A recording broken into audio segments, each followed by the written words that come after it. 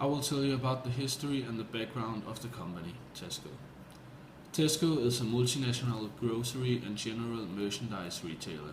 Tesco is the second largest retailer in the world measured by profits. It has stores in 12 countries across Asia, Europe, and North America, and is the grocery market leader in the UK. The first Tesco store was opened in 1929 in Burnt Oak in Middlesex. Tesco was listed on the London Stock Exchange in 1947 as Tesco Stores Holding Limited. Boeing founded Tesco in 1919 as a group of market stalls in East End of London.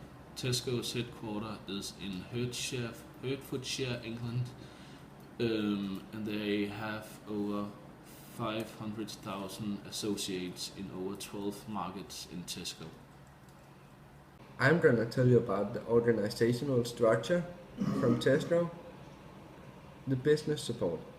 Each function in Tesco has a finance team headed by a finance director to drive financial control across the business.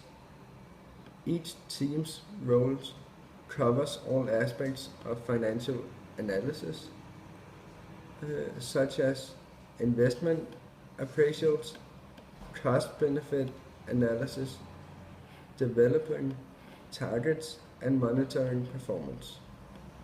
The treasury management is responsible for funding, cash management, group structuring, managing financial risks, and purchasing financial services. The aim is to minimize the cost of funding the business through providing the highest level of financial expertise. Opportunities exist for travel too, working with Tesco operations in other countries and our treasury center in Hong Kong. Talk about Tesco's personal and staff rights. One of the things Tesco is much emphasized on is to pay the staff wages reflecting to the local market and conditions. They always meet the national minimum wage, and this is the key factor which they take into account when looking at the pay and conditions. Working hours shall not be excessive. They shall comply to industry guidelines and national standards where they exist. Employees have the rights to freedom of association. We recognize the right of our staff to join a recognized trade union where this is allowed within national law. Competitors. One of Tesco's competitors is Asda. Asda is a grocery store who started in 1920 and today is one of the biggest competitors to Tesco because they do almost the same as Tesco. In 2010, Asda continued to grow, and with the launch of more than 100 new local markets, it started to be Tesco's greatest competitor. By August 2011, there are 523 Asda stores. Tesco said the shortfall in its first half profits was 250 million, and the part of this may simply be timing. However, Britain's biggest retailer has now written off £263 million in profits following an investigation in the scandal. By writing off 70 million in profits retailing to the previous financial year and £57 million pre-2013-2014. Tesco has admitted that the practice that caused the scandal have been done for longer than this last 6 months. This will concern investors all through. Tesco has insisted the impact is material and will not mean the results have to be restarted. Tesco like-for-like sales fell by 4.6% in the 6 months to the end of August, including 5.5% in the second quarter.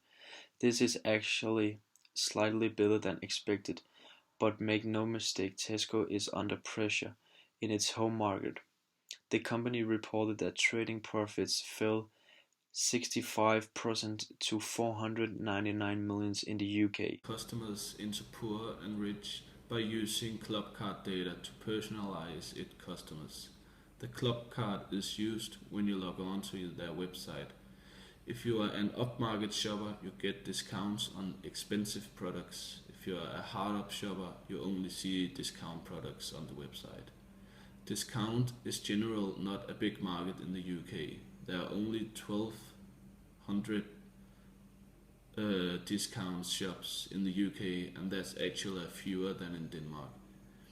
The two German discount chains Aldi and Lidl have had huge success at the discount market the last couple of years, growing approximately with 25% the last year.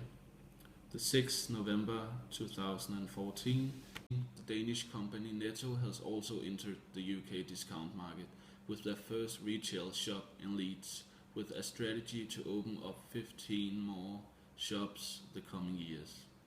The huge growth at the discount market and with new competitors joining the market might force Tesco to reconsider their strategy for the discount market. Tesco's future in Britain doesn't look good. Lidl and Aldi have got into the Britain market and they just have taken it away from Tesco. This was brutally demonstrated by the profits warning from Tesco. Britain's biggest retailer wanted that the profits will fall by a third. In this financial year, Tesco is still to expect to generate profits of more than 2 billion, even after the profits warning. At the time when retailers are looking to invest heavily in new stores and formats, this is significant firepower. Secondly, Tesco had a network of stores and delivery vans across the country. The retailer has got 3,300 stores which cover every postcode zone in the country. It had thousands of vans capable of reaching any British street any day of the year. Now I'm going to tell you about the SWOT analysis of Tesco. I'm going to start with the strengths. The strength is the ability to strengthen a retailer's health or wellness strategy. They have more defined merchandising versus the rest of the grocery, and their consumer demand and consumer trust is really high. Their weaknesses is the shopper's perception of products being too expensive. They have a more limited selection by category, and they have some unknown brands and unfamiliarity among shoppers. There are opportunities. There are growing awareness of healthy food options among US consumers. Their growth for smaller specialty retailers, and that they are broadening the reach of natural and making it more affordable. Their threats. Defining natural, lack of understanding that can generate shopper confusion.